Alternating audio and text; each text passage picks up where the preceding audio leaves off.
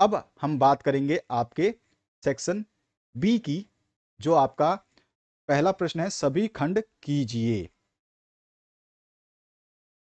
क पार्ट में आपसे पूछा गया है, दो क्रमागत धनात्मक पूर्णांकों का गुणनफल 2 से विभाज्य है, यह कथन सत्य है या असत्य, कारण सहित बताना है आपको। बहुत ही सिंपल सा क्वेश्चन है। देखिए, दो क्रमागत धनात्मक पूर्णांक यानी कि कोई भी आपका धनात्मक यानी कि पॉजिटिव नंबर होना चाहिए, नेगेटिव नहीं होना चाहिए।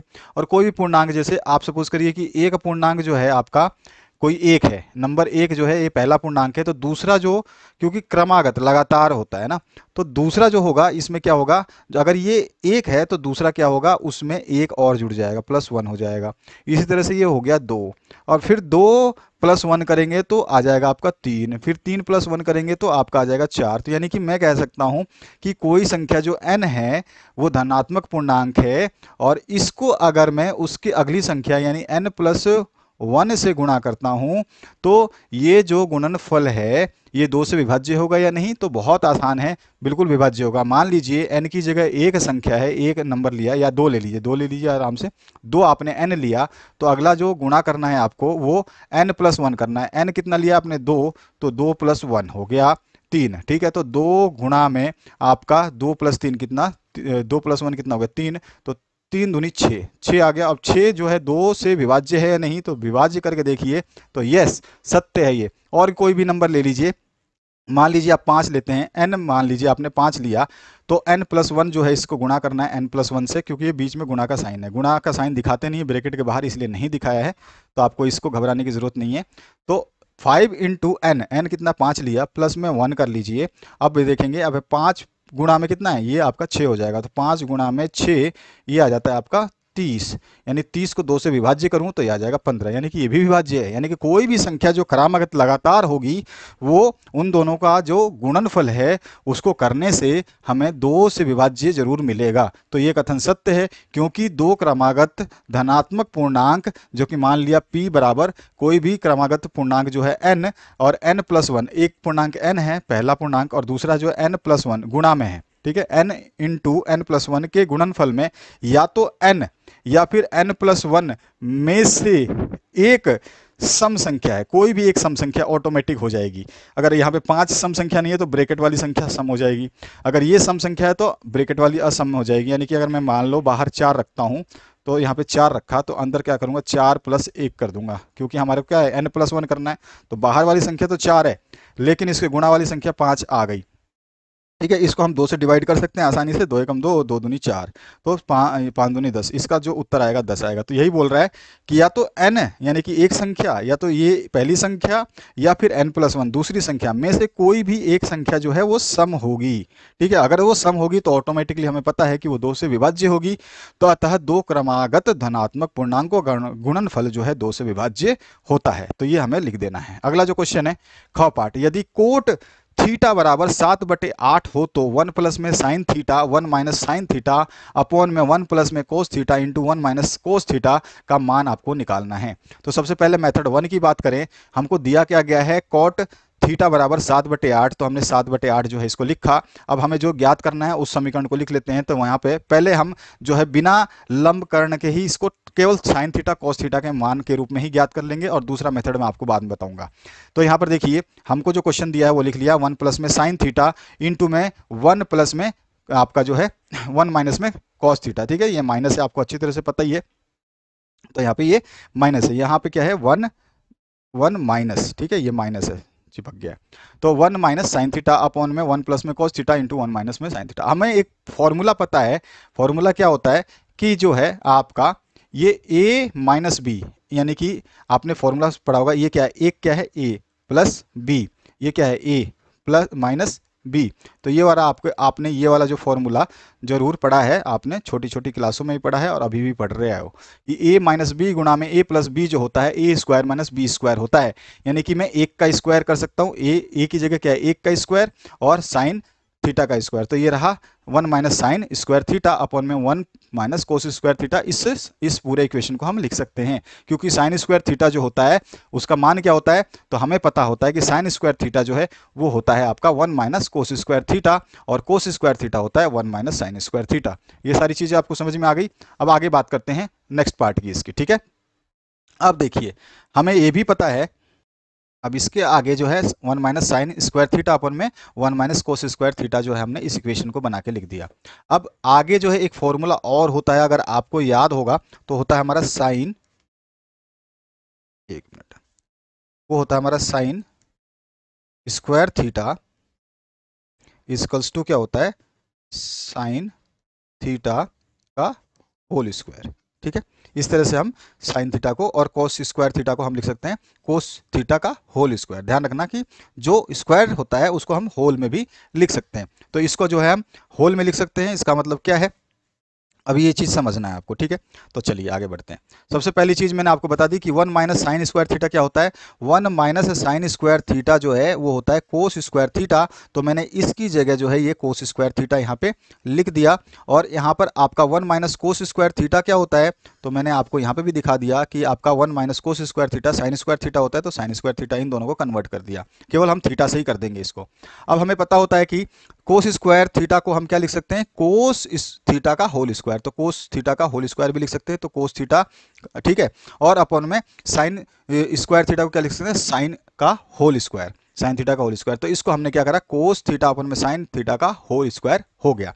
अब कोस अपॉन में साइन का जो फॉर्मूला होता है आप जानते हैं, कोट बराबर जो होता है ये क्या होता है, कोस बटे साइन होता है। क्या होता है, कोस बटे साइन होता है।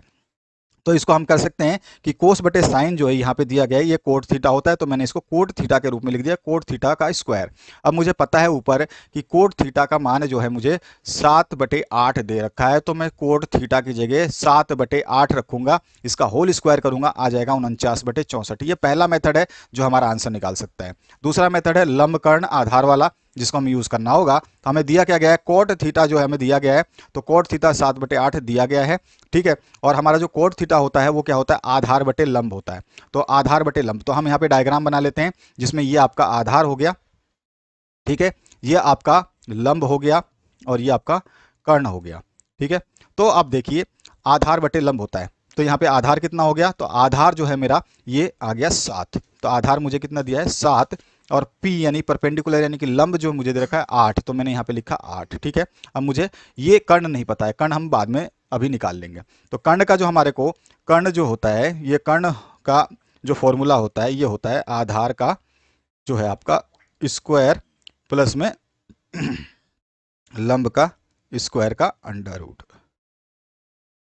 ठीक है। इस तरह से हम कर्ण का जो है निकालते हैं, या कर्ण का स्क्वायर करोगे तो अंडर रूट नहीं लगेगा, मैंने स्क्वायर नहीं लगाया तो अंडर रूट लग गया। तो यहाँ पे P और B की वैल्यू जो मैं यहाँ पुट कर दूंगा, तो 8 मुझे P की वैल्यू पता है, ठीक है। यहाँ पे देख सकते हो आप P की वैल्यू कितनी है 8, और B की वैल्यू कितनी है 7। तो P और B की वैल्यू रखा, तो मेरे पास अंडर रूट 113 आ गया। किसका मान आया, ये H का, यानी कि ये मेरे पास अंडर रूट 113 आया, H। अब मुझे जो है इसको क्वेश्चन में जो है साइन ये दिया है कि साइन 1 प्लस में sine theta into 1 minus sine theta, 1 plus में कॉस थीटा इंटू 1 माइनस में कॉस थीटा जो है हमें ये निकालना है। और मुझे पता है कि साइन को जो है मैं क्या लिख सकता हूं, तो साइन को मैं लिख सकता हूं परपेंडिकुलर यानी कि लंब बटे साइन क्या होता है, तो मैं यहाँ पे लिख देता हूं साइन जो होता है ये आपका जो होता है, आपका ध्यान रखना है कि लंब बटे आपका हाइपोटेन्यूस कर्ण होता है, ठीक है। और कॉस जो होता है, कॉस जो होता है ये होता है आपका आधार बटे में कर्ण, ठीक है। तो लंब बटे कर्ण और आधार बटे कर्ण। अब देखना है लंब बटे कर्ण और आधार बटे कर्ण। यहाँ पे देख लिख देता हूँ सारा। लंब की वैल्यू जो है मेरे पास वो आई हुई है 8, आधार मेरे पास मिला हुआ है वो है 7, और कर्ण अभी अभी हमने निकाला था वो था अंडर रूट 113, ठीक है। तो यहाँ कर्ण यहाँ पे नहीं आ रहा है, तो मैं कर्ण को जो है हटा देता हूँ, एक मिनट।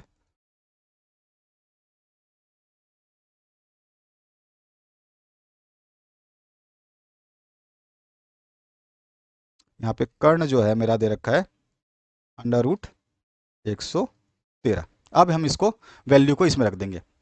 मुझे यहाँ पे पता है कि साइन क्या होता है, साइन जो होता है लंब बटे कर्ण। तो लंब का मान जो है आप देख सकते हैं, मैं पहले लंब बटे कर्ण लिख लेता हूँ, लंब बटे कर्ण लिख लेता हूँ। यहाँ पर भी आधार बटे कर्ण, आधार बटे कर्ण, क्योंकि ये कोस की जगह लिख रहा हूँ, यहाँ कोस की जगह है, और यहाँ पे साइन की जगह, और साइन की जगह मैंने लंब आधार में लिख दिया। ये इंग्लिश में लिखा है, आप हिंदी में भी कर सकते हैं, इसको आप सीधा सीधा लिख सकते हैं, आधार बटे कर्ण जो है, सॉरी, लंब बटे कर्ण, लंब बटे कर्ण, और यहाँ पे आधार बटे कर्ण, आधार बटे कर्ण।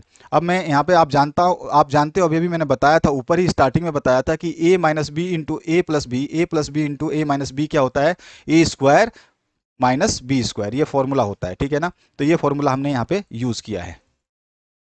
तो यहाँ पर जो है देखो, आप देख सकते हो कि a प्लस बी है, a माइनस बी है, a प्लस बी है, a माइनस बी है, तो मैं आप क्या कर लूंगा, इसका स्क्वायर करोगे तो वही बात है ना, तो इसलिए स्क्वायर नहीं लिखा है, क्योंकि एक का स्क्वायर एक ही होता है, तो इसलिए हमें जरूरत नहीं है उसकी। तो यहाँ पर इनका स्क्वायर कर सकते हो, करना चाहो तो, बट कोई फर्क नहीं पड़ेगा। तो p का मान मुझे पता है, ठीक है ना। p मतलब क्या है, परपेंडिकुलर, परपेंडिकुलर का मतलब क्या हो गया, लंब, और लंब जो है मेरे पास कितना है, तो 8 है, तो मैंने यहाँ पे रखा 8, ठीक है, लंब जो है मैंने 8 रखा।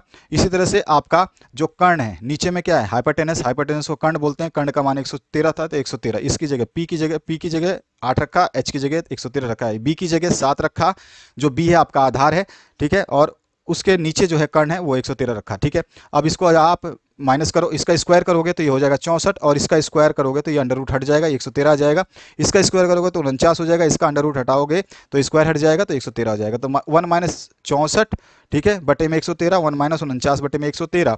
अब इसको जो है हम सॉल्व कर लेते हैं, तो यहाँ पर जो है आपका कितना मान आ जाएगा, इसको इसको सॉल्व करेंगे तो यहाँ पर देख लीजिए, सॉल्व करते करते हमारा कितना आ जाएगा, 164 बटे 13 आ गया, ये 2 बार कर दिया है मैंने, ठीक है। तो एक सेकंड, हम इसको क्या कर सकते हैं, इसकी ज़रूरत नहीं है दो दो बार लिखने की, जब हमारे पास ये ऑलरेडी वैल्यू आ चुकी है।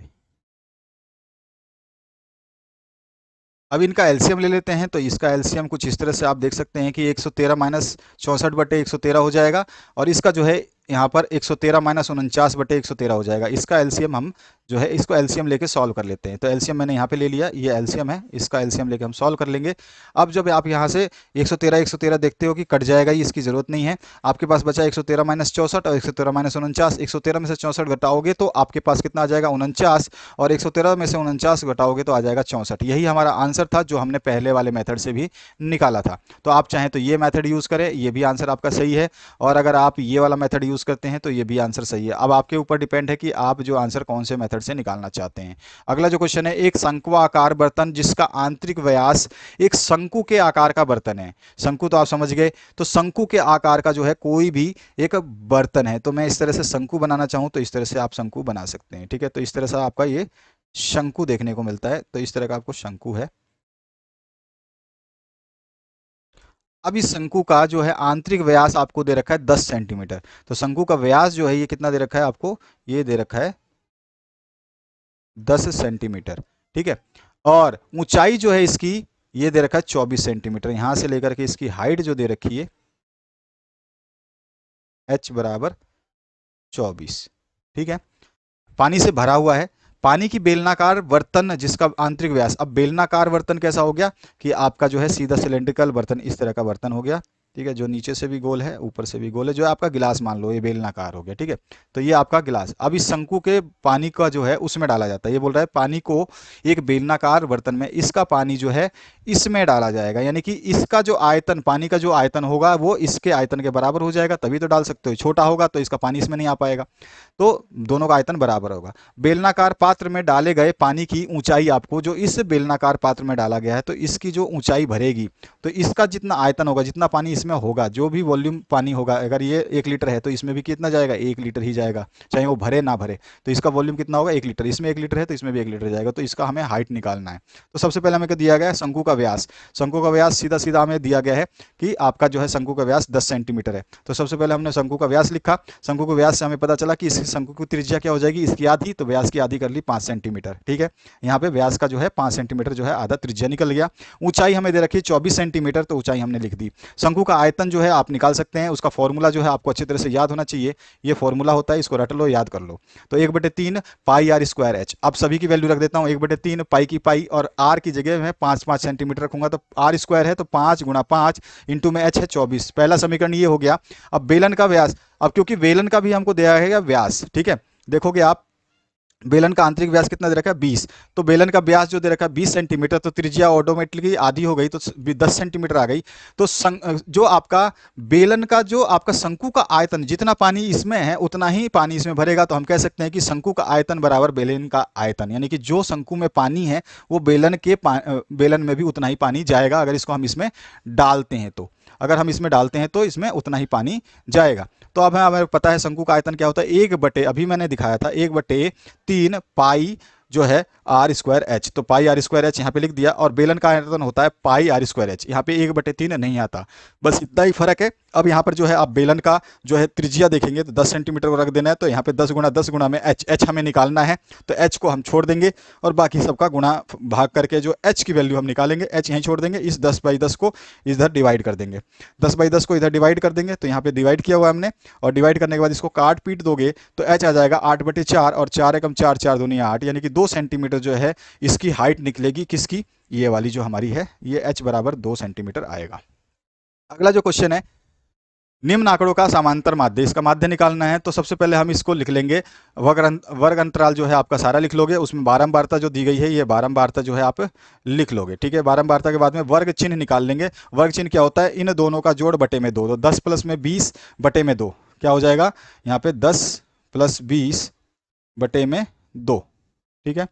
तो यहाँ पे 10 + 20 बटे 2, यहाँ पे हो जाएगा 20 + 30 बटे में 2, यहाँ पे 30 + 40 बटे में 2, इसी तरह से 40 + 50 बटे में 2, तो इस तरह से आपको सबका करना है। तो यहाँ पे आप जब इनको बटे में 2 करोगे तो ये 15 आ जाएगा, ये 25 आ जाएगा, 35 आ जाएगा, 45 आ जाएगा, 55 आ जाएगा, और आपका 65 आ जाएगा।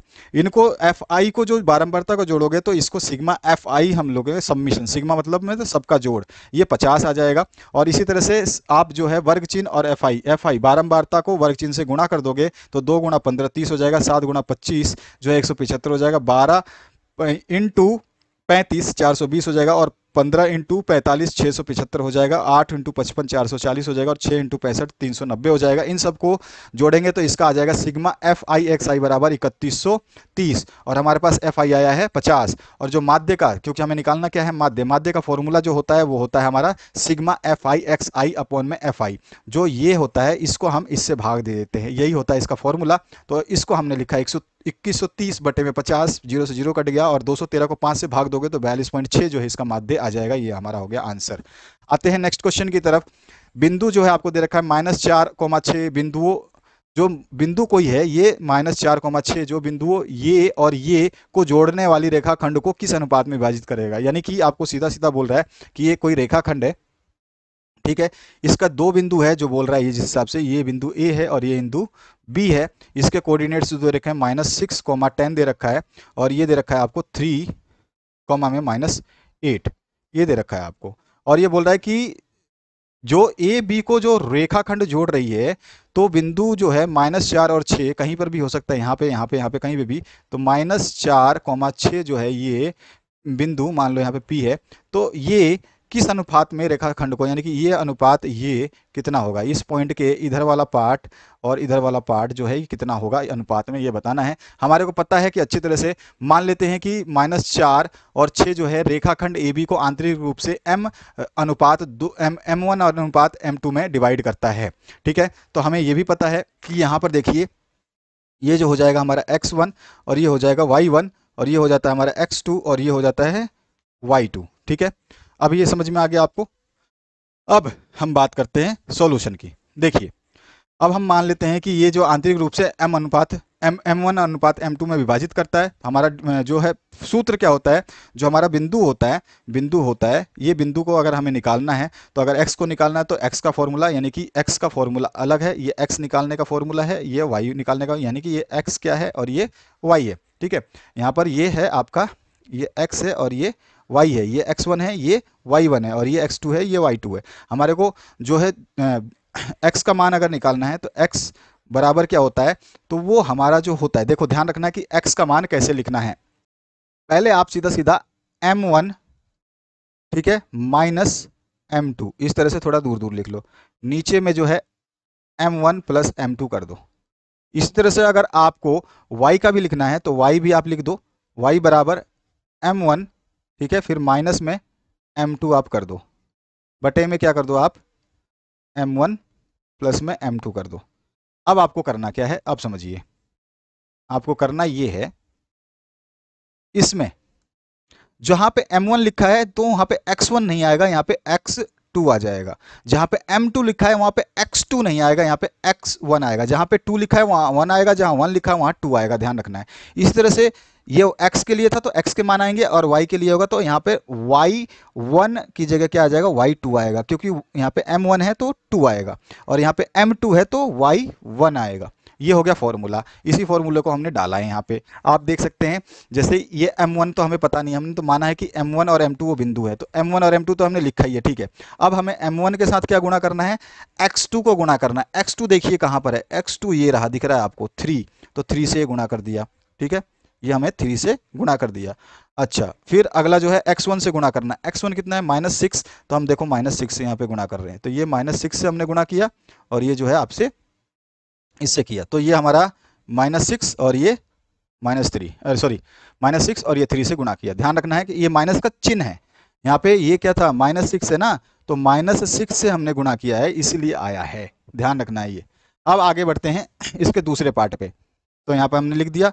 अब अगला जो है, इस तरह से आप दोनों को लिख सकते हो। अब आपका y वाला है तो y वाला यानी 6 लेना है। अब तो y वाला जो है आपका कितना हो जाएगा, y2 इंटू m1। y2 कितना है, तो y2 देखो, y2 ये है -8, तो हमने लिखा -8, ठीक है। और इसके साथ में m2 के साथ क्या आएगा, y1 आएगा। y1 कितना मान दे रखा है, y1 का 10 दे रखा है, तो हमने 10 लिखा, ठीक है। अब हमारे को सीधा सीधा आगे सॉल्व करते जाना है, तो हम लिख देते हैं यहाँ पर देखो, यहाँ पे ये जो है, ये हमने क्या है, ये x है, तो हमने -4 लिया। -4 के लिए हम ये वाला लेंगे, केवल x के लिए पहला वाला, क्योंकि ये x का मान है, ठीक है ना, आपको पता होना चाहिए ना। तो ये वाला जो हमारा, ये x का है, ये केवल x के मानों को लेकर बना हुआ है। और ये वाला जो दूसरा है, ये हमारा y के मानों को लेकर बना हुआ है, ठीक है ना। इसमें y के मान है, आप देख रहे हो, y ही है आपका, y में 8 -8 है, और y में ही आपका 10 है, तो यह y के मान को लेके बना हुआ है। और ये वाला जो दूसरा समीकरण है, वो पहला समीकरण है, वो x के मान को लेके बना हुआ है। तो यहाँ पर हम इसको, ये अगर -4x है तो इसको इसके बराबर करेंगे -4 के, और ये वाला हम करेंगे इसको बराबर 6 के। तो यहाँ पे -4 के बराबर इसको किया तो ये समीकरण आएगी, ठीक है, और y के बराबर इसको किया तो हमारी ये समीकरण आएगी। क्लियर हुआ। अब यहाँ से आप इसको क्रॉस मल्टीप्लाई कर लो, करना चाहे, ठीक है ना। तो यहाँ पे देख लो, क्रॉस मल्टीप्लाई, इसको -4 को जो है गुणा किया गया है m इंटू m1 प्लस में m2 से, तो m1 प्लस में m2 से गुणा करोगे तो ये -4m1 -4m2 हो जाएगा, और इधर क्या बचेगा, 3m1 माइनस में 6m2। यहाँ से आपका सारे m जो है आप हटा दीजिए, तो देखिए यहाँ से ये माइनस का प्लस का 3m1 है ना, तो इधर ले जाओगे तो माइनस का 3m1 हो जाएगा। तो माइनस का 4 और माइनस का 3, यहाँ पे मैं सॉल्व करना चाहूँ तो ये क्या हो जाएगा, माइनस का 4m1, और यहाँ पे हो जाएगा माइनस का 3m1, ठीक है, बराबर क्या हो जाएगा यहाँ पर 4m2 माइनस का 6m2, ठीक है। तो यहाँ पे देखो, ये दोनों है, माइनस का 4 और माइनस का 3 दोनों m1 है, तो ये जुड़ करके 7m1 हो गए। और यहाँ पर देखो 4m2 है और -6m2 है, तो देखो यहाँ पर ये माइनस का आता, तो यहाँ पे हम माइनस का 7m1 लिखते, और यहाँ पे ये आता माइनस का 2m2 लिखते। अब दोनों तरफ माइनस है तो माइनस से माइनस हटा देते हैं, तो हमारे पास आ गया 7m1 बराबर 2m1 m2, तो यहाँ पे आ गया 7m1 बराबर 2m2। अब m1 और m2 का रेशियो करेंगे तो आपका जो है उल्टा हो जाएगा, 2 की जगह 7 आ जाएगा, 7 की जगह 2 आ जाएगा। रेशियो तो आपको निकालना आता है आसानी से। आप कह सकते हैं कि बिंदु जो है -4 और 6 बिंदु बिंदु ए जो है, जिसका -6 और 10 और बी 3 और -8 को जोड़ने वाली रेखाखंड को 2:7 में जो है विभाजित करता है। तो यही पूछा था किस अनुपात में विभाजित करता है, वही अनुपात m1 अनुपात में m2 निकालना था, जो कि हमने m1 अनुपात m2 निकाल लिया, जो आया हमारे पास 2:7। यही हमारा आंसर था। विद्यार्थियों, अगला जो क्वेश्चन है आपका, k का मान ज्ञात कीजिए यदि बिंदु a 2 3 और b में 4k और सी में आपका 6-3 संरेखी हैं। संरेखी का मतलब होता है एक ही लाइन, यानी कि एक ही लाइन पे सारी बिंदुएं हैं। जैसे सपोज करिए कि ये लाइन है और इसी लाइन पर कोई बिंदु जो है आपको दे रखा है वो ए है, यहाँ पर ए दे रखा है, ठीक है, कहीं बी दे रखा होगा, कहीं सी दे रखा होगा। ये बिंदु है आपको ए बी और सी आपको दिए गए हैं। तो संरेखी का मतलब होता है एक ही लाइन पे। अगर ये तीन बिंदु एक ही लाइन पे हैं तो कभी भी क्या नहीं बनाएंगे, ये त्रिभुज नहीं बना सकते। इस तरह का त्रिभुज होता है ट्राइंगल, तीन लाइनों को मिला करके बनता है, लेकिन अगर ये सीधी लाइन है तो ये त्रिभुज बन ही नहीं सकती, ठीक है ना। तो संरेखी है ये, इसका मतलब त्रिभुज नहीं बनेगा, और त्रिभुज नहीं बनेगा तो इसका मतलब क्या है कि इसका क्षेत्रफल क्या होगा, वो शून्य होगा। क्षेत्रफल क्या होगा, 0 हो जाएगा। तो यहाँ पर देखिए, चूंकि तीनों बिंदु संरेखी हैं, इसलिए इससे बनने वाले त्रिभुज का क्षेत्रफल जो है शून्य होगा, ठीक है। अब शून्य हो गया क्षेत्रफल, तो मुझे इसका फॉर्मूला याद होना चाहिए कि कैसे इसको निकालते हैं। देखिए, त्रिभुज का क्षेत्रफल निकालने वाला फॉर्मूला जो है ना, बहुत सारे बच्चों को याद नहीं होता है, तो इसमें घबराने वाली बात नहीं है। देखो, 1/2 तो आपको लिखना है। उसके बाद क्या होता है, सबसे पहले हम x1 लेते हैं, फिर x2 लेते हैं, और फिर x3 लेते हैं। ये तीन ले लेते हैं और ब्रैकेट में y2 माइनस y3 करते हैं। इसको याद करने का तरीका बता दूंगा मैं, आपको आसानी से समझ में आ जाएगा। और दूसरे में जो है, जहां पे आप 1 लोगे वहां पे 2 और 3 आएगा, जहां पे 2 लोगे वहां पे 3 और 1 आएगा, और जहां पे 3 लोगे वहां पे 1 और 2 आएगा। लेकिन आगे पीछे कौन सा लिखना है ये समझ में नहीं आता है, कभी कभी कंफ्यूजन ये होता है। तो हमको अच्छे तरह से बताया था मैं आपको, याद करना। देखो, सबसे पहले आपको पता है कि मुझे 1 2 3 लेना है। पहला वाला तो सभी को याद हो जाएगा कि x1 के साथ में y2 और y3 लेना है, तो हमें लिख लेना है यहाँ पे 1 लेना है मुझे, फिर 2 लेना है, और फिर 3 लेना है। यही हमारा को बोल रहा है, ठीक है। अब देखो, 1 2 3, अब जैसे ही आपने देखा कि ये 1 से काम हो गया, तो अब यहां से आपको कौन सा लेना है, तो यहां पे लेना है आपको 2 नंबर। तो 2 नंबर लेना है यहां पर, और यहां पे क्या लेना है, 3 नंबर। ये समझ में आ गया आपको। यहां पे 1 लेना था, 1 ले लिया, 1 के बाद में 2 3, अब 2 ले लिया, 2 के बाद क्या आएगा, अब मैं कंफ्यूज हो जाऊं, y1 लिख दूं या y2 लिख दूं, क्या लिखूं। तो देखो, 2 के बाद में 3 आएगा कि नहीं आएगा। यहां पर जो स्टार्टिंग में जो चीज है ना 2 3, तो वही 2 3 आएगा। तो यहां पे 2 और 3 आ गया। तो अब बचा हुआ क्या है, 2 3 तो लिख दिया, तो बचा हुआ क्या बचा, 1 बचा, ठीक है। इसी तरह से यहां पर देखो, 3 लिख दिया आपने, तो 3 और ये देखिए यहां पर क्या लिखा हुआ है, दोनों एक साथ में जो चीज है उसी को आगे ले जाना है। तो 3 के बाद क्या आया था, 1 आया था, तो 3 के बाद यहां पे क्या आएगा, 1 आएगा, ठीक है। और बचा हुआ 2 जो है आगे आ जाएगा, ठीक है। समझ में आ गया आपको। पहले 1 2 3 लिख लेंगे जो कि x की वैल्यूज हैं। तो यहां पे मैंने लिखा x, यहां पे लिखा x, यहां पे भी लिखा x, ठीक है। x सब जगह आ गया। देखो, ये x आ गया, ये x आ गया, ये x आ गया। अभी दूसरी जो चीज इसमें क्या है, देखो, अब मुझे x1 के बाद में क्या लिखना है, ब्रैकेट में y2 और y3। यहां पर x2 लिख चुका हूं, तो यहां पे क्या आ जाएगा, y3 और y1, ठीक है। और यहां पे क्या आ जाएगा, y1 और y2। के बीच में माइनस का साइन लगा दो, सभी में माइनस का साइन लगा दो, बस यही काम है आपका, सिंपल सा। तो यहाँ पे माइनस का साइन लगा दिया, बीच में क्या है, आपको प्लस लगाना है, सभी जगह प्लस लगा दिया। तो इस तरह से याद करना है आपको ध्यान से। आप सबसे पहले 1 लिखोगे, 2 लिखोगे, 3 लिखोगे, 1 2 3 हो गया। अब 2 3 अगले में आएगा, अगले में क्या आएगा, 2 3 आएगा। तो अगले में 2 3 आ जाएगा। तो देखो, यहाँ पर 2 लिखा है ना आपने, अरे भाई पहले 1 लिख लिया आपने, फिर 2 लिखा, फिर अगले में क्या आ जाएगा, 2 3 आ जाएगा। तो ये 2 3 हम जो है यहाँ पे लिख देंगे 2 3, ठीक है। अगले में आ रहा है 2 3, और बचा हुआ क्या था, 1, तो हमने 1 लिख दिया। इसी तरह से अब हमारे पास में जो ब्रैकेट में जो चीज़ है ना उसी को लिखना है। अब ब्रैकेट वाली चीज़ क्या है, 3 1 है, तो हमने 3 1 ले लिया, और फिर बचा क्या था, 2 था, तो 2 को हमने लिख दिया। इस तरह से आपको ये लिखना है। ये समझ में आ गया फॉर्मूला, दोबारा से सुन लेना वीडियो को, आपको समझ में आ जाएगा दोबारा कैसे करते हैं।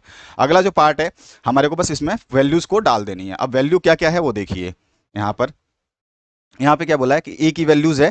तो यहाँ पे देखो, ये क्या है, ये हमारे पास में है x1 और ये y1। ये क्या है हमारे पास में, x2 और ये है y2। और ये क्या है, x3 और ये है y3, ठीक है।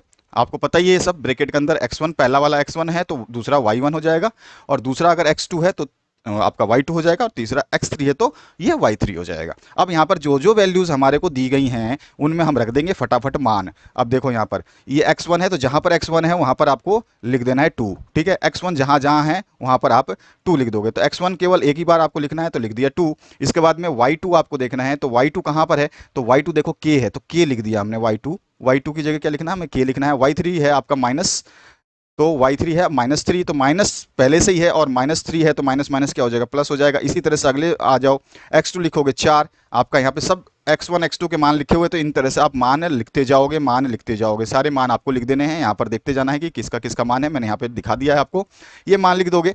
अब यहाँ पे इसको सॉल्व कर देना है। ये 0 के बराबर कैसे आएगा, तो देखो इस ब्रैकेट के बाहर 2 है, यानी कि सब में 2 का क्या हो रहा है, डिवाइड हो रहा है। ये सब में 2 का डिवाइड हो रहा है, यानी कि मैं कहूं तो इसको 2 से इसको भी डिवाइड करना पड़ेगा, ठीक है। 2 से ये भी डिवाइड हो रहा है, और फिर 2 से आपका ये भी डिवाइड हो रहा है, ठीक है, और 2 से आपका ये भी डिवाइड हो रहा है। बीच में यहाँ पे एक चिन्ह जो है नहीं है, मिस कर दिया है इसने, चिन्ह प्लस का है, ठीक है, यहाँ पे ध्यान रखना, प्लस का साइन है यहाँ पे। अच्छा, ठीक है, ये प्लस का साइन भूलना नहीं है।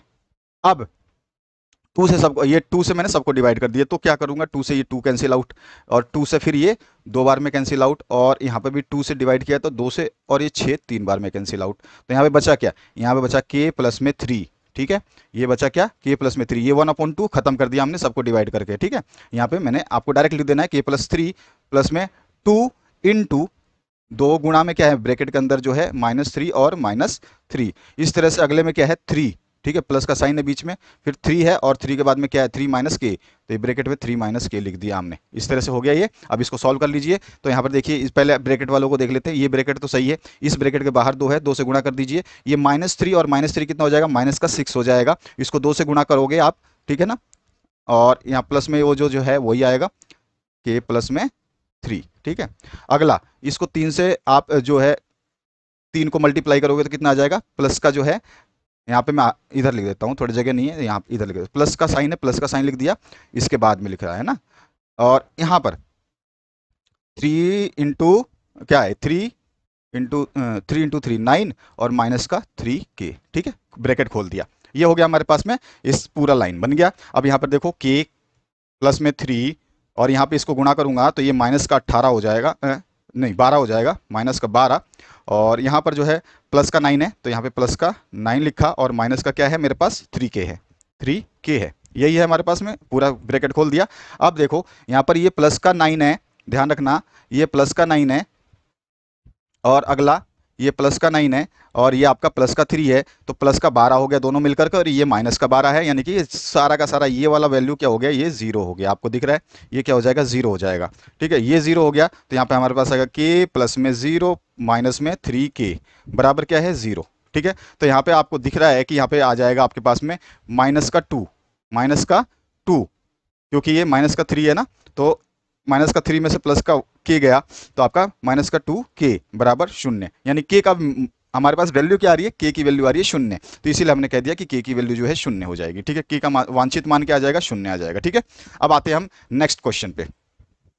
नेक्स्ट जो क्वेश्चन है, इसमें निम्नलिखित में से किन्हीं 5 खंडों को हल कीजिए। पहला जो क्वेश्चन है, ग्राफ द्वारा जांचिए कि रैखिक समीकरण युग्म 2x plus y minus 6 equals to 0 और 4x minus 2y minus 4 equals to 0 संगत है। संगत सबसे पहले समझना है कि संगत क्या होता है, ठीक है, जो चीजें बोली जाए वही चीज समझनी है, यानी कि संगत का मतलब हो गया कि a1 अपॉन में a2 is not equal to b1 upon में b2, ठीक है। अभी हम देखते हैं इसको, तो इसको अगर ये संगत है तो हम ग्राफीय विधि से भी इसको हल करेंगे। चलिए पहले सबसे पहले हम a1 a2 b1 b2 लिख लेंगे, इस इक्वेशन नंबर 1 और इक्वेशन नंबर 2 को ले लेते हैं।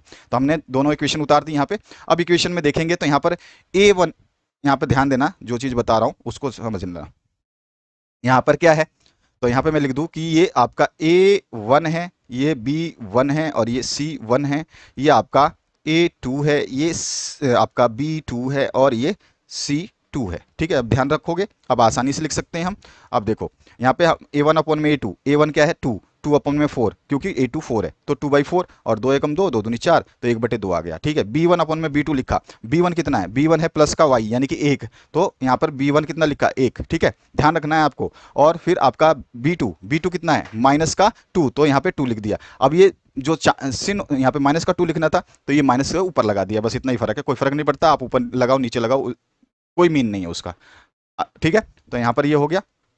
चलिए अब आगे बढ़ते हैं हम। अब C1 अपॉन में C2, तो C1 अपॉन C2, C कितना है -6, तो -6 लिख दिया, ये है -4, तो -4 लिख दिया, माइनस से माइनस कैंसिल आउट, तो 6 आपका 6/4 बचा, इसको काट दिए, 2 3 6 और 2 दूनी 4, ठीक है, तो ये 3/2 हो गया।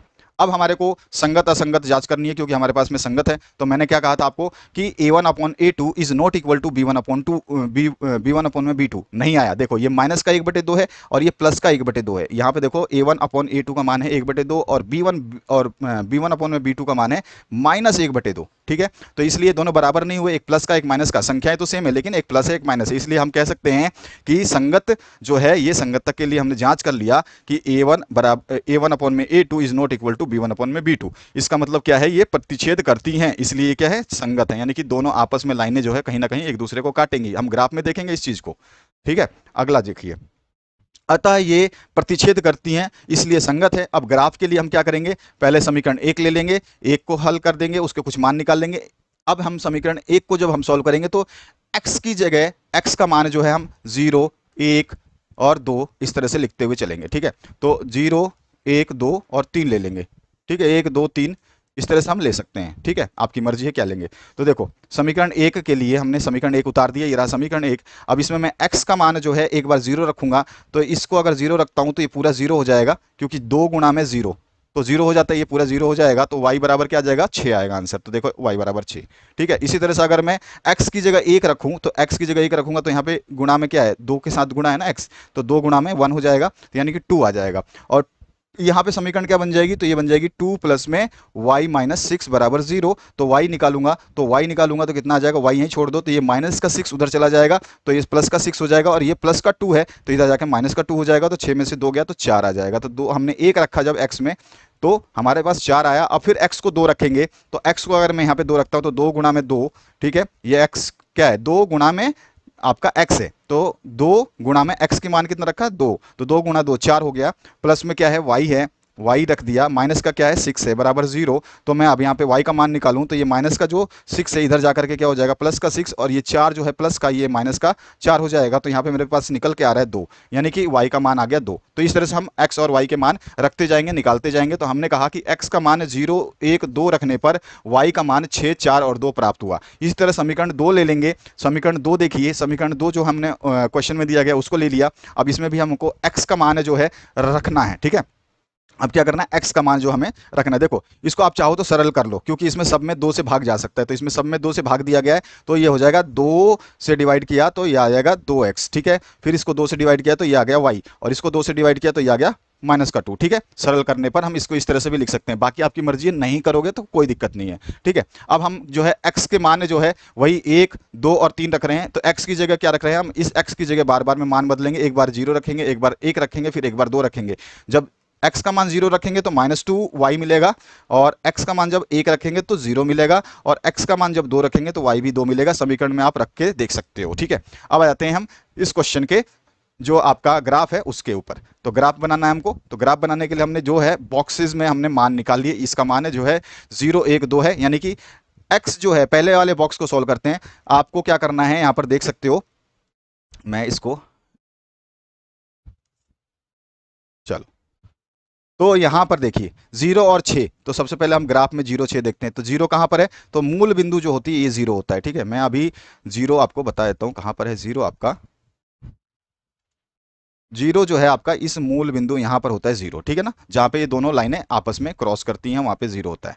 अब 0 x का मान है, तो x वाली लाइन जो है ना, ये वाली लाइन, x वाली लाइन पे हमें 0 देखना, तो 0 मिल गया। अब y का मान कितना दिया है इसमें, y का मान दिया है 6, ठीक है। तो y हमें 6 देखना है, तो y वाली लाइन पे हम 6 देखेंगे, प्लस का 6 है तो प्लस का 6, माइनस का है तो माइनस का देखेंगे। तो हमारे को 6 प्लस का 6 सारे मान प्लस में है, तो हम यहाँ पर 6 देखते हैं, तो 6 बिंदु मिल गया हमारे को, ये रहा, ठीक है। 6 पॉइंट ये मिला, 0 मिला और 6 मिल गया। अब अगला जो है 1 मिला और 4, 1 देखते हैं x पे, x पे 1 मिला और 4 मिला। 4 कहाँ है, ये रहा, 4 कहाँ पे, 1 के सामने 4 लगाना है, तो 1 के सामने 4 यहाँ पे लगेगा, ठीक है।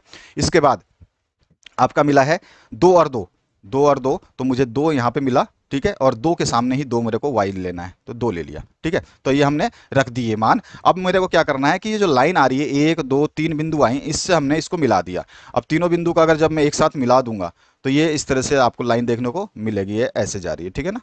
अब इसी तरह से हम ये वाला ले लेते हैं 0 और -2, तो 0 तो आपका पता ही है आपको कि 0 आपका यहाँ पर है, 0 आपका यहीं पर है, ठीक है। अब इस पे क्या है -2, तो 0 के सामने -2 कहाँ है, यहाँ पर है, 0 -2, ठीक है। अब अगला 1 और 0, फिर मेरे को 1 लेना है और क्या लेना है, 0 लेना है। अब 0 y पे कहाँ आएगा, तो y तो भैया यहीं पर 0 आएगा, ठीक है। यहाँ पे तो 1 आया, और 0 कहाँ आएगा, y0 कहाँ पे होता है, y0 यहीं पे होता है, तो यहाँ पे 1 0 आ गया, ठीक है, क्योंकि इसी लाइन पे रहेगा आपका। दूसरा 2 और 2, तो 2 यहाँ पे लिया और 2 ये रहा, ठीक है। अब मेरे को ये लाइन जो है एक पॉइंट यहाँ मिला था, एक पॉइंट यहाँ मिला था और एक पॉइंट यहाँ मिला था, ये 3 पॉइंट मिले थे इस वाली लाइन से, तो मुझे इसको भी ऐसे ड्रॉ कर देना है। तो बस ये हो गया हमारे पास में समीकरण। ठीक है, तो ये हमारे को ग्राफ बनाना था। अगले क्वेश्चन की बात करते हैं। दो संख्याओं के वर्गों का अंतर जो है, वर्गों का अंतर, ठीक है, वर्गों का अंतर कितना दिया है 180।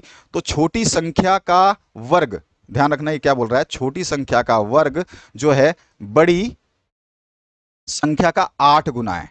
कितना है, बड़ी संख्या का 8 गुना है। तो दोनों संख्या हमें ज्ञात करनी है। बहुत सिंपल सा है। मान लेते हैं कि जो आपकी बड़ी संख्या है वो x है। क्या माना हमने कि बड़ी संख्या x है। तो प्रश्न के अनुसार क्या बोल रहा है कि दोनों संख्याओं के वर्गों का अंतर, तो ठीक है बाद में आएंगे अंतर पे, पहले छोटी संख्या का वर्ग जो है, हमने क्या बोल रहा है, छोटी संख्या का वर्ग, इस वाली संख्या छोटी संख्या का वर्ग जो है वो का वर्ग बड़ी संख्या का 8 गुना है। बड़ी संख्या क्या मानी हमने, x मानी है, तो इसका 8 गुना, तो यानी कि 8x हो जाएगा किसकी, छोटी संख्या का वर्ग। ये देखो छोटी संख्या का वर्ग जो है वो हो जाएगा 8x। ठीक है, अब जो है छोटी संख्या में क्या मिल जाएगी, तो छोटी संख्या जो है स्क्वायर हटा दूंगा तो यहाँ पे अंडर रूट में आ जाएगा ये 8x। ठीक है, तो छोटी संख्या कितनी मिली हमें, अंडर रूट 8x। अब अगला जो कह रहा है दोनों संख्याओं का अंतर, यानी कि दोनों संख्याओं, जो छोटी संख्या है और जो बड़ी संख्या है, ठीक है ना, इन दोनों का अंतर जो है वो क्या है, तो यहाँ पे दोनों संख्याओं के वर्गों का अंतर, वर्ग का अंतर यानी कि इनके स्क्वायर का अंतर जो है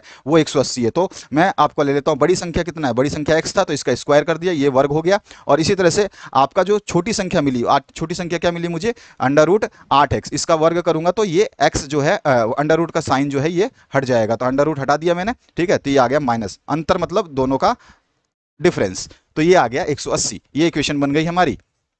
अब इसको सॉल्व कर लेते हैं, इसको एक तरफ ले लेंगे तो हमारे पास ये जो बन जाएगा द्विघात समीकरण x square minus 8x minus में 180। यहाँ पर जो है आपको a का मान, b का मान और c का मान ले लेना है। तो a का मान मैंने ले लिया, तो a हमारा 1 आया और b हमारा -8 है और c हमारे पास में 180 है। ठीक है, a b c का मान यहाँ से ले लिया। हमारे को द्विघात सूत्र सभी को याद होगा कि x equals to minus b plus minus under root b square minus 4ac होता है। अब मेरे को b, a और c तीनों के मान रख देने हैं जो मेरे पास यहाँ पर लिखे हुए हैं। तीनों के मान रख करके मैं इसको सॉल्व कर रहा हूँ। तो इसको देखो यहाँ पे b की जगह -8 रखा जो कि हमारे पास यहाँ पर है। इसी तरह से यहाँ पे ब्रैकेट में अंडर रूट के अंदर भी मैंने b की जगह -8 रखा, c की जगह जो है सॉरी a की जगह 1 रखना है तो a की जगह 1 रखा, और आपका c की जगह -80 रखना है तो -180 रखा c की जगह। तो इस तरह से इसको सॉल्व किया। इसको सॉल्व करेंगे तो हमारे पास जो है 8 8 64, ये आ जाएगा 64 और ये हो जाएगा 4 गुणा में 180, तो 18 दूनी 36, 18 3 54, 18 चौक 72, तो ये 720 आ गया है। तो 64 प्लस में 720। ठीक है, माइनस का साइन है तो माइनस गुणा माइनस क्या हो जाता है, प्लस हो जाएगा, इसीलिए प्लस लगा दिया है। और बाहर जो है आपका माइनस गुणा -8 प्लस का हो जाएगा, और ब्रैकेट के बाहर क्या है माइनस प्लस बटे में 2। ठीक है, तो ये सॉल्व हो गया। अब इसको हमने और आगे सॉल्व किया है तो इसमें क्या हो जाएगा, x बराबर क्या हो जाएगा 8 प्लस माइनस 784, क्योंकि हम यहाँ पे 720 में 64 को जोड़ देंगे तो हमारे पास ये आ गया। अब x बराबर 8 प्लस माइनस 28, इसका वर्ग निकालेंगे तो 28 आएगा अंडर रूट। ठीक है, अंडर रूट सॉल्व करेंगे तो 28 आएगा। अब हमारे पास क्या है, यहाँ प्लस और माइनस दोनों है, तो एक बार प्लस ले लेंगे तो 8 प्लस 28 आ गया बटे में 2, और एक बार माइनस ले लेंगे तो 8 माइनस 28 बटे 2। अब इसको हम सॉल्व करते हैं तो ये हो जाएगा 28 और 8 36 बटे 2, और ये हो जाएगा 28 माइनस 8 माइनस 28, यानी कि माइनस का जो है आपका कितना आ जाएगा 20। ठीक है, यहाँ पे देखो माइनस का साइन लगा हुआ है, ध्यान रखना, थोड़ा सा कंफ्यूज नहीं होना। माइनस का 20 बटे 2, अब इसको काटा तो ये 18 आ जाएगा और ये 10 आ जाएगा। तो x की मान हमारे पास मिल गए, लेकिन यहाँ पर x का मान हमें लेना क्या है, तो सबसे पहले हम देखते हैं कि अगर मैं माइनस का 10 लेता हूँ तो अंडर रूट के अंदर माइनस का वैल्यू आ जाएगा जिसका अस्तित्व नहीं माना जाता है। ठीक है, तो इसलिए हम माइनस वाला लेंगे नहीं। अब लेते हैं हम 18 को लेते हैं, तो x बराबर 18 ले लिया, यानी कि वो संख्या जो थी वो हमारे को x मिल गई, वो बड़ी संख्या क्या है 18 मिल गई। अब जो है यहाँ पर देखो, अब क्या बोल रहा है, इनका वर्ग, इसमें हम x की जगह यहाँ पर रख देते हैं। अब x की जगह 18 है ना, तो x की जगह छोटी संख्या में निकालनी है, छोटी संख्या में x रख देते हैं। तो ये अंडर रूट में क्या था, अंडर रूट में 8x है, तो अंडर रूट 8x ले लिया हमने, ये रहा। इसमें आपको x का मान 18 रखना, 18 रख दिया तो आपके आ गया अंडर रूट में 144। 144 को जब हम अंडर रूट से बाहर निकाल देते हैं तो ये 12 आ जाएगा। और अंडर रूट की जो संख्याएं होती है, जब हम सॉल्व कर लेते हैं कोई भी अंडर रूट की संख्या, जैसे 4 है, 4 को अंडर रूट से बाहर निकालोगे तो 2 आएगा, तो ये 2 जो है प्लस का भी होता है माइनस का भी होता है, इसलिए इसके आगे पीछे माइनस का साइन लगाया जाता है, मतलब प्लस माइनस का साइन लगाया जाता है। तो इसका मतलब जो है अगर मेरे पास 12 प्लस माइनस है तो पहली संख्या तो 18 है, तो दूसरी संख्या अगर मैं प्लस का लेता हूं तो 12 हो जाएगी, और अगर मैं माइनस का लेता हूं तो माइनस 12 हो जाएगी। ठीक है, तो हमारे पास आ गई संख्या, या तो वो संख्या होगी 18 और 12, या वो संख्या होगी 18 और माइनस 12। इस तरह से हमारा इसका सॉल्यूशन हो गया। अब आते हैं हम नेक्स्ट क्वेश्चन की तरफ। चलिए अब देखते हैं, 4 सेंटीमीटर त्रिज्या के एक वृत्त पर 6 सेंटीमीटर के एक संकेंद्रीय वृत्त के किसी बिंदु से एक स्पर्श रेखा की रचना करनी है। देखो बहुत सिंपल सा क्वेश्चन है, अच्छा क्वेश्चन है। 4 सेंटीमीटर त्रिज्या का एक वृत्त खींचना है, और एक वृत्त पर जो है 6 सेंटीमीटर त्रिज्या का एक और वृत्त है। संकेंद्रीय का मतलब जो दोनों वृत्त का जो है सेंटर वो सेम है। ये अगर हमने 4 वाला लिखा खींचा है इसी सेंटर से, तो इसी सेंटर से मैं 6 वाला भी खींचूंगा। ठीक है, तो इसी सेंटर से मैं 6 वाला भी वृत्त खींचूंगा, यानी कि ये सेंटर ले लिया मैंने। ठीक है, अगर मैं यहाँ पे सेंटर लेता हूँ, ये सपोज करिए, तो इस सेंटर पे जो है मैं आपको इस तरह से अगर एक पहला वृत्त बनाता हूँ कुछ इस तरह का। ठीक है, अगर मैं पहला वृत्त इस तरह का बनाता हूँ, अगर इसकी त्रिज्या मैंने 4 ले रखी है, तो मैं जो दूसरा जो व्रत बनाऊंगा वो आपका इसी सेंटर से बनाऊंगा, और उसकी त्रिज्या जो है मुझे कितनी लेनी है, 6 लेनी है, जो क्वेश्चन में दिया गया है। तो इस तरह से मैं आपका 6 लेकर के एक और व्रत बना लूंगा। तो ये हो गया संकेंद्रीय व्रत, जिसके एक ही सेंटर से 2 हमने जो है सर्कल बनाए। ठीक है, ये समझ में आ गया। अब देखिए इसको रचना कर लेते हैं फटाफट। तो ये इसका सेंटर है जिसका नाम हमने ओ दे दिया। ठीक है, यहां पर तो सबसे पहले ओ को केंद्र मान करके 4 सेंटीमीटर और 6 सेंटीमीटर की जो है हमें त्रिज्याओं के द्वारा जो है संकेंद्रीय वृत्त खींच लेने हैं। तो हमने यहां पे खींच लिया है वृत्त। आगे ये पहला वृत्त खींच लिया, ये वाला। ठीक है, और ये बाहर वाला दूसरा वृत्त खींच लिया। इसके बाद में बड़े वृत्त की परिधि पर कोई बिंदु पी अंकित करें। कहीं भी आपकी मर्जी है, बड़ा वृत्त जो बाहर वाला है इसमें कहीं भी पी बना दो, यहां बना दो, चलो पी बना दिया यहां पे। ठीक है, ये तो बनाया हुआ है क्वेश्चन, लेकिन मैं आपको यहां समझा रहा हूं। चलो मैं यहां पे सामने लेता हूं, इसके और अच्छा रहेगा। पी यहां पे बना लो, वहां बना लो, कहीं बना लो, तो पी बना दिया। अब पी अंकित करें और ओपी को मिलाइए। अब ओपी को जो है मैं मिला देता हूं, तो यहां से ओ जो सेंटर था वहां से लेकर मैं पी को मिला देता हूं। तो इस तरह से मैंने पी को मिला दिया। अब क्या कह रहा है, मिलाने के बाद में इस P का समद्विभाजक M बनाना है। समद्विभाजक मतलब किसी भी लाइन को आधा करना। तो हम किसी भी लाइन को आधा करना तो सीख चुके हैं पहले से ही, छोटी क्लास से, 5वीं क्लास से। तो यहाँ पर जो है आपको प्रकार खोल करके इसको आधा लाइन को काट देना है, आधा इधर से कर देना है। तो ये आपका जो है इस तरह का जो है आपको देखने को मिलेगा। इस तरह से आपको ये मिलेगा। तो ये आधा हमने वृत्त बना दिया, मतलब लाइन को आधा कर दिया। अब लाइन को जब आधा कर दिया तो ये पॉइंट हमारे को मिला। समझ में आ गया। यहाँ पर इसको हमने क्या बोला है कि हमने एम, यहाँ पे बनाया हुआ है डायग्राम, मैं दोबारा बना के दिखा रहा हूँ, एम। ठीक है, इस पॉइंट को एम ले लिया। तो ये एम जो है समद्विभाजक, इस लाइन का समद्विभाजक है, यानी कि इस लाइन को दो बराबर भागों में डिवाइड कर रहा है। इसके बाद में अब एम को केंद्र मानकर, अब एम जो है इसको हमने केंद्र माना, ओ एम त्रिज्या, अब यानी कि यहां से लेकर यहां तक का जो त्रिज्या है इसको नाप लिया है, और यहां से इतना प्रकार खोला, और प्रकार खोलने पर इस एम पर प्रकार की नोक रख करके जो है हमने एक वृत्त खींचा। अब हम इस पे वृत्त खींचते हैं। ठीक है, इस एम पर प्रकार की नोक रख करके ओ से लेकर के एम त्रिज्या का वृत्त खींचते हैं। तो मैं यहाँ पे खींच रहा हूं वृत्त। अब देखो इस तरह से हमें जो है वृत्त खींचना है, इस सेंटर को लेकर के वृत्त खींचना है, ध्यान रखना। तो यानी कि मेरा जो सर्कल आएगा वो इस तरह का आएगा ना। अब इसको बड़ा बना देते हैं, देखते जाओ, आराम से समझ जाना। अगर आप इस वीडियो को कंप्लीट देखते हो ना, तो मैं बता रहा हूं आपको, जल्दबाजी मत करना। कोई जल्दबाजी करना है ना शैतानों का काम है, इंसानों का नहीं। इंसान होते हैं जो आराम से शांति से समझते हैं। हम इतना मेहनत करके जब आपके लिए इतना कुछ कर रहे हैं, समझा रहे हैं ना, तो इसको बहुत ध्यान से आपको समझ लेना चाहिए। हो सकता है कि आपके टीचर का आपको समझ में नहीं आ रहा हो, तो यहाँ से आप बहुत कुछ समझ सकते हो। ठीक है, अब ये हमने जो है व्रत खींच दिया। आप देख रहे हैं, आसानी से देख रहे हैं कि हमने जो है सेंटर रखा और यहाँ पे प्रकार की नोक रख करके ओ तक का खोला और फिर व्रत खींच दिया। अब इस व्रत ने जो है बड़े वाले व्रत को 2 जगह पे काटा है। आप जैसा देख पा रहे हैं कि ये वाला जो व्रत है, ठीक है ना, ये छोटे वाले व्रत को 2 जगह पे काटती है। एक तो यहां पे काटती है, ठीक है, और एक यहां पे काटती है। ये समझ में आ रहा है आपको। अब क्या कह रहे हैं कि अब एम को केंद्र मान के ओ एम त्रिज्या का व्रत खींचिए, जो छोटे व्रत को क्यू और आर पे काटती है। आप मानो क्यू इसको मान लो तो इसको आर मान लो, या ऊपर वाले को क्यू मानो, नीचे वाले को आर मान लो। तो ये पॉइंट जो मेरे को मिला, पी और क्यू मिला, ठीक है, या आर मिला। पी तो था ही, पी आर क्यू, ठीक है, इस तरह से हमने ले लिया। अब क्या करना है, सिंपली पी क्यू और पी आर को मिला देना है। तो पी से आर को और पी से क्यू को मिला देना है। चलिए इसको मिला लेते हैं। तो इन बिंदुओं से हम लाइन खींच लेते हैं। तो आर से मैं पी को मिला करके एक लाइन खींच दूंगा इस तरह से, और फिर आप पी से जो है क्यू को मिला देंगे। तो ये आपका जो स्पर्श रेखाएं बन गई हमारी। ठीक है, अब आते हैं हम अगले क्वेश्चन की तरफ।